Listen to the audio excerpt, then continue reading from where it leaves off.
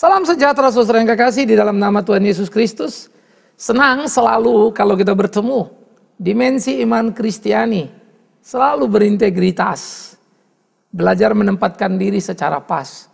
Sekalipun sadar tidak terlalu mudah bagi tiap orang untuk belajar kebenaran. Karena saya pun sama. Tetapi bagaimanapun juga kejujuran untuk mengerti kebenaran harus selalu kita tumbuh kembangkan. Hidup yang terkoreksi memang menyakitkan, tapi itu menyelamatkan. Dan itu yang kita perlu bukan dalam hidup ini. Karena itu mari kita lakoni hari-hari kita jalani hidup kita untuk kita boleh menyenangkan hati Tuhan kita. Saudara-saudara, kali ini kita akan membicarakan Musa di dalam perjalanannya dari sungai ke istana. Bagaimana bisa? Itu jadi perenungan kita. Mari sebelum lanjut kita berdoa bersama. Kami bersyukur, kami berterima kasih ya Tuhan untuk berkat luar biasa yang Tuhan berikan dalam kehidupan kami. Dan kami berdoa supaya Tuhan terus menolong kami dalam hari-hari kami. Berjalan di jalan Tuhan, melakukan apa yang menjadi kehendak Tuhan. Sehingga hidup kami menyenangkan hati Tuhan. Berkati sertai kami dalam perenungan kami akan firman-Mu. Baik hamba yang berbicara tiap saudara yang mendengarkan. Dalam nama Tuhan Yesus Kristus, Tuhan kami berdoa. Kami bersyukur. Amin. Saudara-saudaraku yang kekasih, Alkitab mengajar kita satu prinsip yang sangat menarik. Kebenaran-kebenaran yang sangat menggugah kita. Kita akan melihat bagaimana di dalam kisah di Keluaran pasal yang kedua ayat 1-10 tentang Musa dilahirkan dan diselamatkan. Demikian firman Tuhan. Seorang laki-laki dari keluarga Lewi kawin dengan seorang perempuan Lewi. Lalu mengandunglah ia dan melahirkan seorang anak laki-laki. Ketika dilihatnya bahwa anak itu cantik disembunyikannya 3 bulan lamanya. Tetapi ia tidak dapat menyembunyikannya lebih lama lagi sebab itu. Diambilnya sebuah peti pandan, dipangkalnya dengan gala-gala dan ter. Diletakkannya bayi itu di dalamnya dan ditaruhnya peti itu di tengah-tengah teberau di tepi sungai Nil. Kakaknya perempuan berdiri di tempat yang agak jauh untuk melihat apakah yang akan terjadi dengan dia. Maka datanglah putri Firaun untuk mandi di sungai Nil. Sedang dayang-dayangnya berjalan-jalan di tepi sungai Nil. Lalu terlihatlah olehnya peti yang di tengah-tengah teberau itu, maka disuruhnya lah hambanya perempuan untuk mengambilnya. Ketika dibukanya dilihatnya bayi itu dan tampaklah anak itu menangis. Sehingga belas kasihanlah ia kepadanya dan berkata, tentulah ini bayi orang Ibrani. Lalu bertanyalah kakak anak itu kepada putri Firaun, akan kupanggilkan bagi tuan putri seorang inang penyusu dari perempuan Ibrani untuk menyusukan bayi itu bagi tuan putri. Saud putri Firaun kepadanya, baiklah.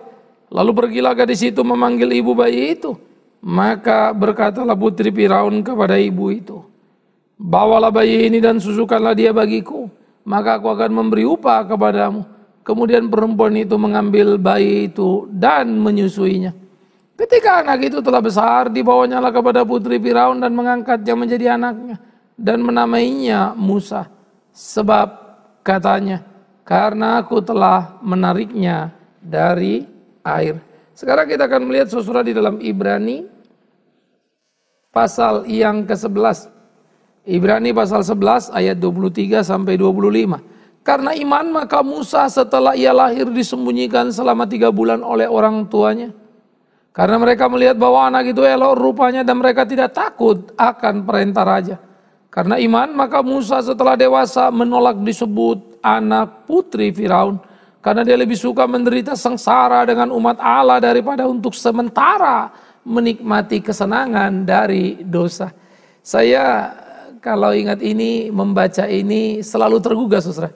Betapa pekanya seorang Musa pada kehendak Allah. Tidak semua berkat lalu dia tinggal di sana dan berkata inilah berkat Tuhan. Bukankah istana berkat Tuhan? Bukankah Musa seharusnya tinggal di sana? Dan jangan berepot-repot untuk mengurus yang lainnya. Tetapi Ibrani mencatat, ia memilih tidak disebut sebagai putri Firaun, tetapi kembali kepada saudara-saudaranya orang Ibrani.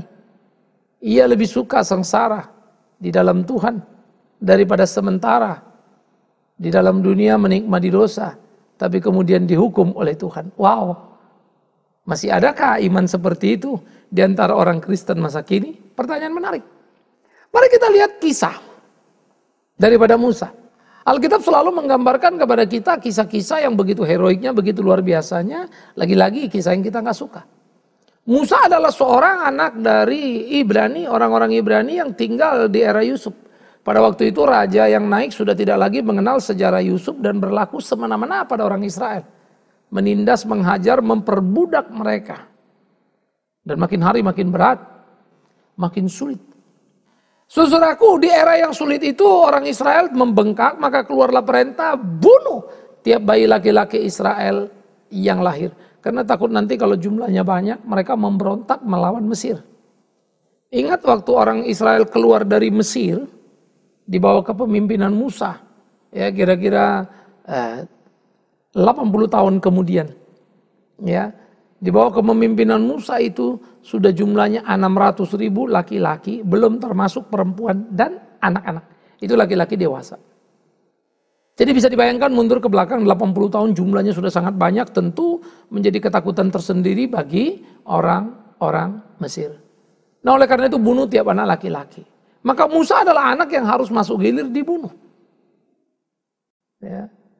Tetapi kemudian Musa yang masuk anak untuk digilir dibunuh ini akhirnya tidak dibunuh dan dia selamat, ya. Dan bagaimana kemudian Musa untuk menyelamatkannya gimana? Karena nggak mungkin bertahan dan bisa disimpan terus-terusan, saudaraku. Ya.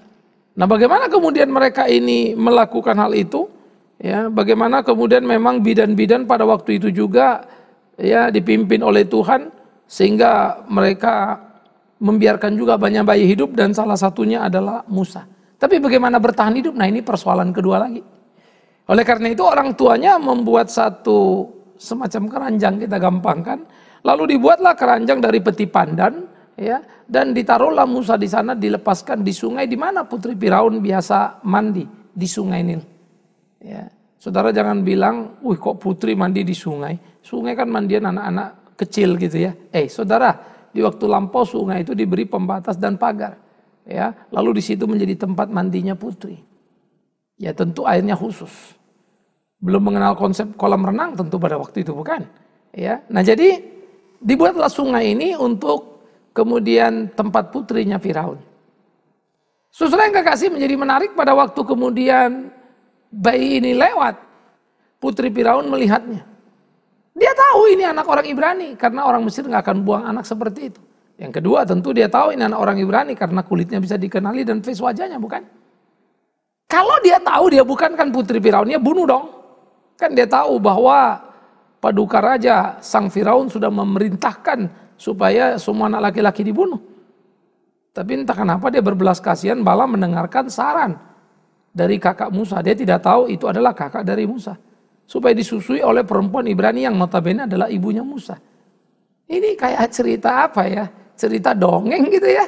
Kebetulan yang terlalu betul lalu semuanya jadi jalan. Waduh kayaknya indah banget deh. Kayak H.C. Andersen punya cerita aja kan begitu kan. Tapi itulah satu fakta yang terjadi. Yang kalau kita shoot begitu kelihatan menegangkan sekaligus menyenangkan karena kemudian happy ending dalam soal kelahiran. Sampailah Musa ke istana menjadi putri Firaun tapi dibesarkan oleh ibu yang tercinta. Ibu kandungnya. Saudara-saudara, era Musa di masa kanak-kanak adalah era yang kemudian membawa Musa mencatat satu peristiwa luar biasa. Dia bukan saja bayi Ibrani yang lolos dari pembunuhan, tetapi bayi Ibrani yang sampai ke istana lawan. Maka Musa bertumbuh menjadi pangeran muda.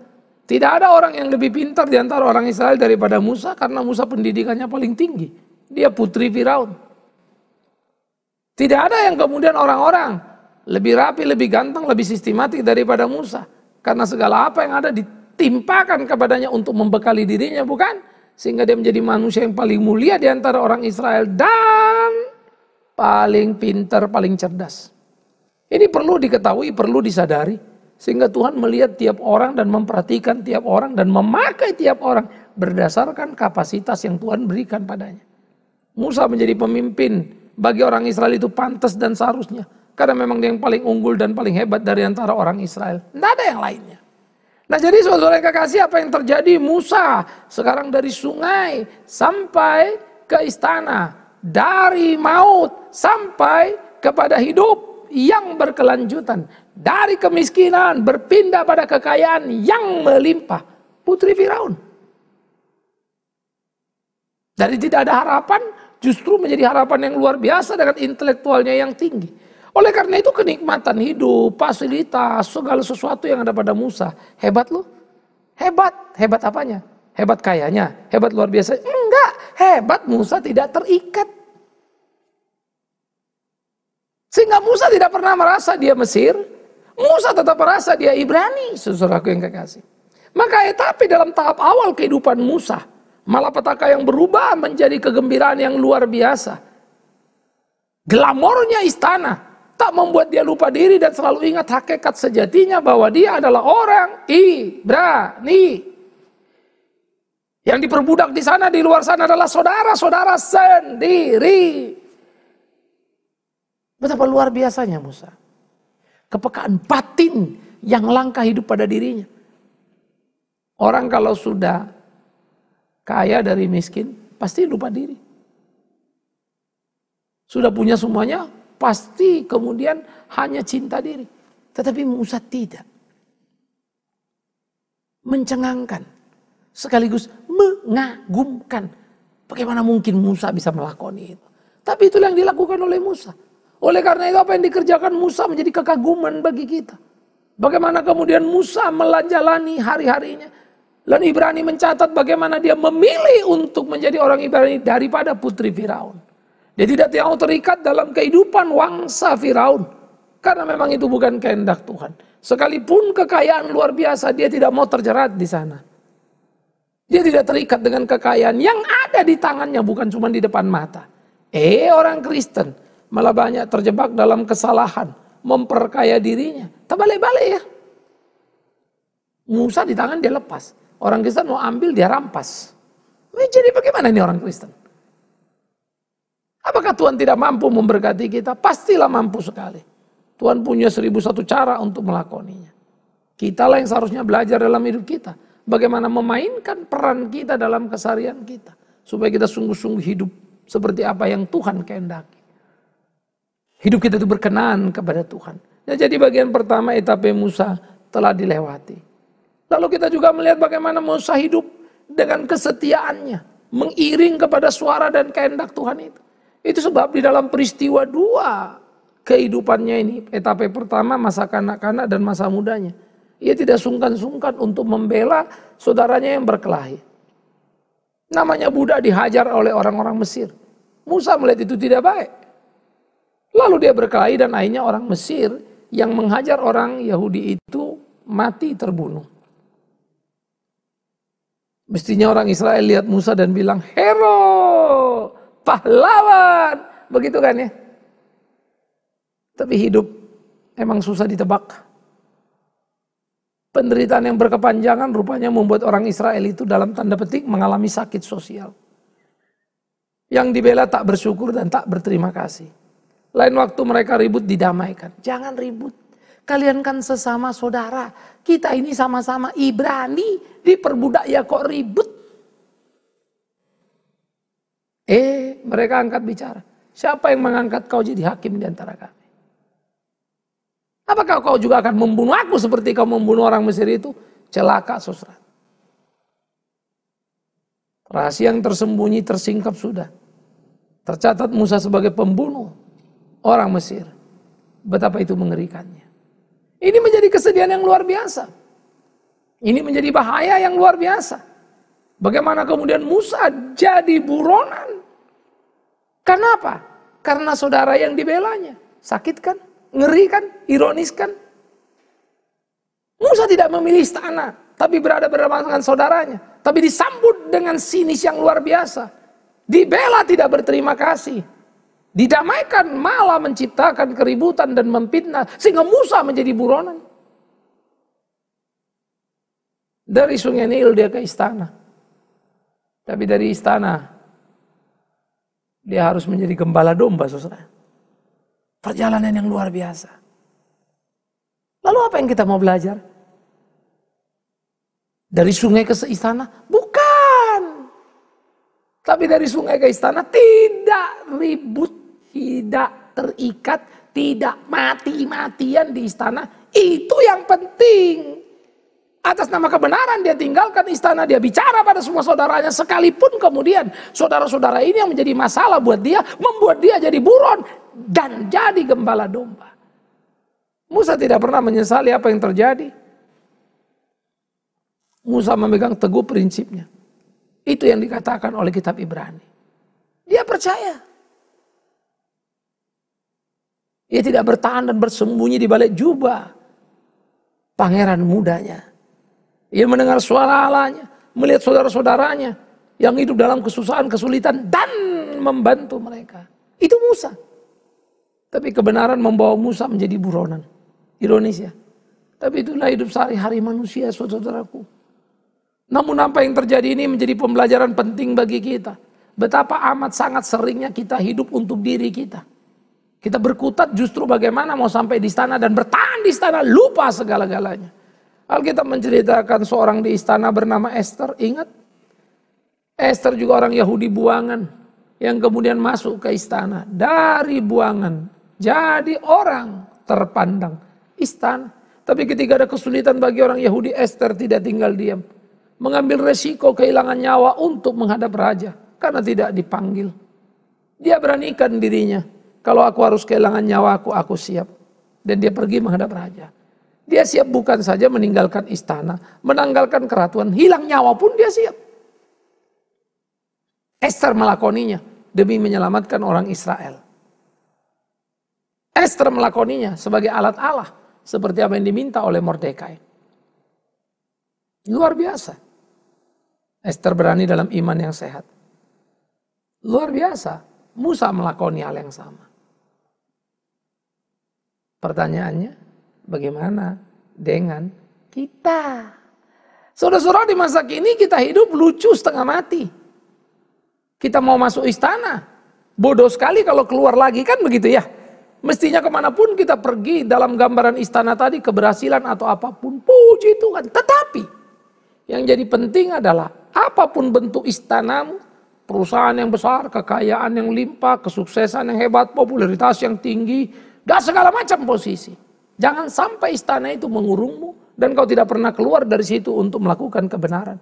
Demi kebenaran, lakukanlah kebenaran sekalipun kau kehilangan istanamu. Karena jangan lupa, semua orang pergi ke istana itu pun kemurahan Allah. Musa bukan Musa yang masuk istana. Kalau Tuhan tidak memeliharanya, Tuhan bisa membuat Musa tertangkap oleh tentara Israel dan bukan putri Firaun, tentara Mesir, bukan putri Firaun, dan dipenggal, dibunuh. 1001 hal di tengah-tengah situasi itu kemungkinan dan memungkinkan untuk terjadi. Tapi Tuhan menjaga. Ingat itu hidup kita. Karena itu bukan kebenaran yang menjadi bukan istana jadi penting kebenaran. Tapi kalau Tuhan mau menyuarakan kebenaran, membawa kita ke istana dan tinggal di istana, silakan. Nikmati. Nah karena itu ya temukan kebenaran yang utuh itu. Kan gitu saudaraku ya. Jadi kita mesti berani membedah diri kita. Menyobek-nyobek diri kita. Sebetulnya kita ini mau apa dan mau kemana. Dalam perjalanan kita itu. Sehingga dengan demikian kita tahu hidup kita adalah hidup yang berkenan kepada Tuhan. Saudara-saudara yang dikasihi oleh Tuhan Yesus Kristus. Keberimanan ini yang harus kita tumbuh kembangkan dalam hidup kita. Tapi lihat perjalanan Musa. Dari sungai Nil baru dia menuju ke istana. Ingat perjalanan Musa. Ia nggak mencela-mencela gedebuk prak sampai di istana. Namun menjadi amat sangat penting untuk kita ingat. Dia tidak pernah terjebak kenikmatan istana. Dia tidak menjadi besar kepala karena kenikmatan istana. Dijalaninya hari-harinya, dimenangkannya kompetisinya. Bagaimana dia melakoninya. Bagaimana dia memenangkan gairah dirinya. Sehingga tidak ditaklukkannya pada apa yang menjadi maunya. Tapi apa yang Tuhan mau di sana. Saya pikir ini menjadi perlu untuk kita pikirkan bersama.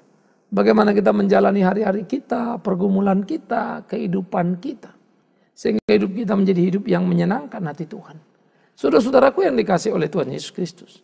Saya pikir inilah yang patut kita pikirkan. Inilah yang patut kita lakoni dalam hidup kita. Sehingga hidup kita menjadi hidup yang menyenangkan hati Tuhan. Jadi ini harus kita gumuli terus. Berkelahi dengan zaman kita. Sehingga kita memenangkan pertempuran kita. Dan kita boleh mengisi hari-hari kita dengan cara yang bertanggung jawab. Tidakkah sudah seharusnya kita memikirkan itu di kehidupan kita? Tidakkah seharusnya kita melakoni itu dalam hari-hari kita? Sehingga hidup kita sungguh-sungguh jadi hidup yang berkenan kepada Tuhan. Camkanlah itu, pikirkanlah itu, renungkanlah itu, lakonilah itu dalam hidupmu. Sehingga hidup kita menjadi hidup yang sungguh. Dari sungai ke istana, Tuhan bisa membuatnya. Mati hidup pun Tuhan bisa melakukannya. Tapi ingat, itu hanyalah sebuah fenomena kalau tidak ada kebenaran yang prinsipil tinggal bersama kita dan kita hidup di dalamnya. Buat apa? Kalau kemudian mujizat atau apapun namanya menjadi sekedar fenomena. Orang yang tadi mati sekarang hidup tapi tetap mencuri. Mendingan dia mati dan hidup-hidup lagi supaya dia jangan mencuri, kan begitu toh.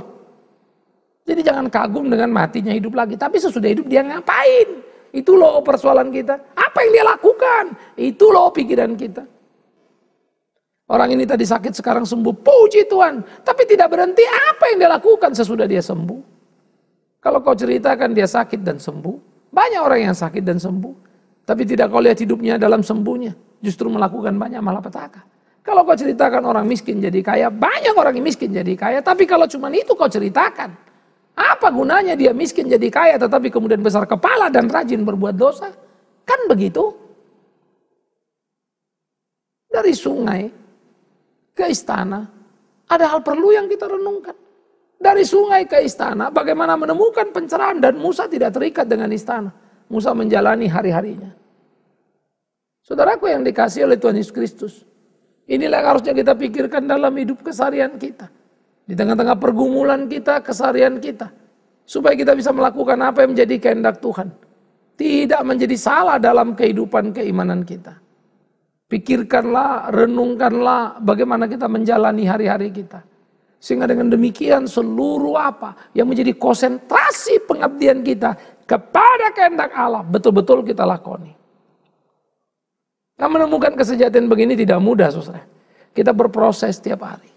Saya ini pendeta yang belajar terus dan belajar terus dan belajar terus, dan saya amat sangat percaya tidak akan pernah pembelajaranku selesai selama aku hidup.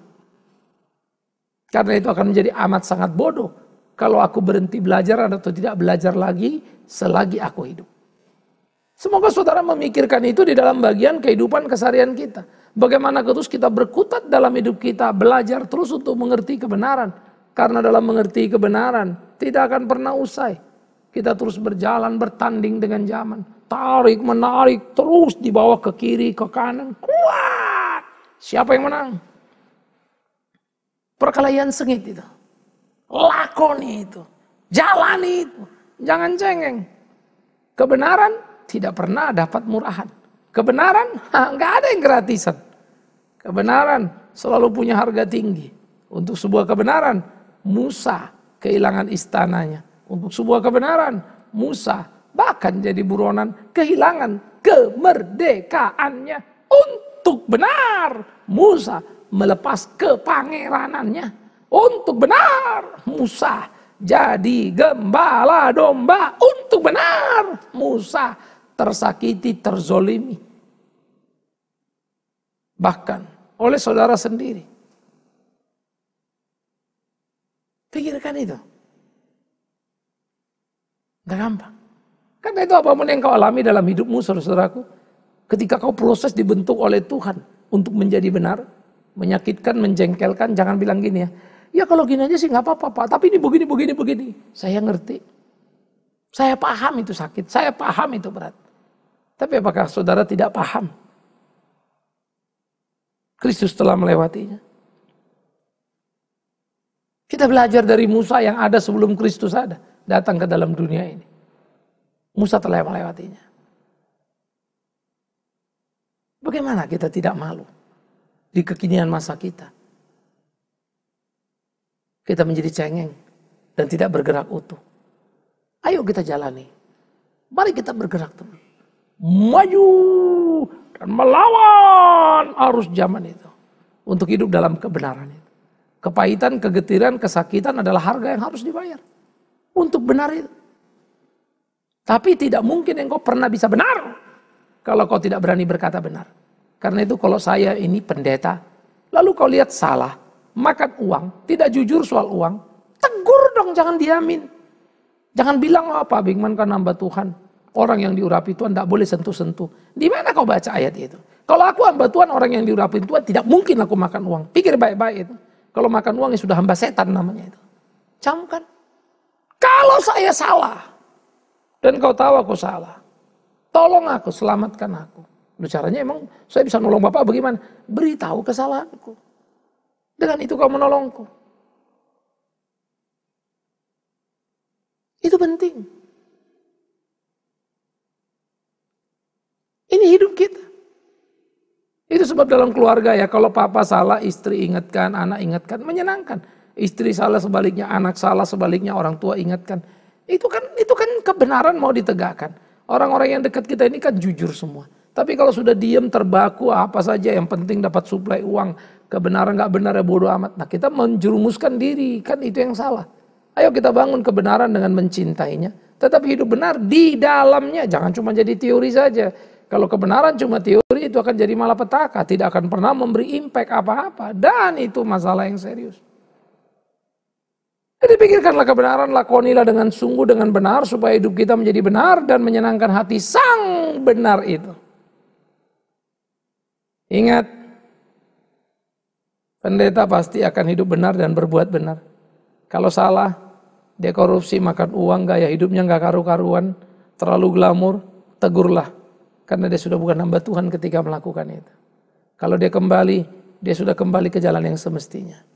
Jangan bilang biar Tuhan yang menghukumnya. Memang Tuhan akan menghukum dia, kau tidak berhak menghukumnya. Tapi kau berkewajiban, aku berkewajiban, kita berkewajiban. Saling menasihati, saling menegur satu dengan lainnya. Atau kita akan melawan perintah Tuhan. Saya nggak tahu mana lebih penting bagimu. Banyak orang ditakut-takuti dengan ayat-ayat seperti itu. Saya pendeta, saya pikir saya tidak akan pernah mau pakai itu. Menakuti orang untuk menegur saya adalah kebodohan dan kerugian saya. Makin banyak orang memperhatikan saya dengan sungguh-sungguh dalam kasih yang murni, mengingatkan saya ada yang salah. Puji Tuhan, itu menolong dan menyelamatkan. Membuat kita sama-sama hidup dalam kebenaran dan bergairah dalam kebenaran. Selamat memulai perjalanan hidupmu dari sungai ke istana dalam terjemahan masing-masing konteks saudara. Tuhan memberkati, Tuhan menyertai. Tapi jangan pernah takut meninggalkan istana demi kebenaran yang sesungguhnya. Amin. Kita berdoa. Kami bersyukur, kami berterima kasih untuk firman hidup. Biar Tuhan menolong memimpin kami dalam hidup. Menjalani hari-hari untuk hidup dalam kebenaran yang utuh. Demi hormat nama Yesus Kristus Tuhan kami. Terpujilah Tuhan, kekal selama-lamanya. Amin.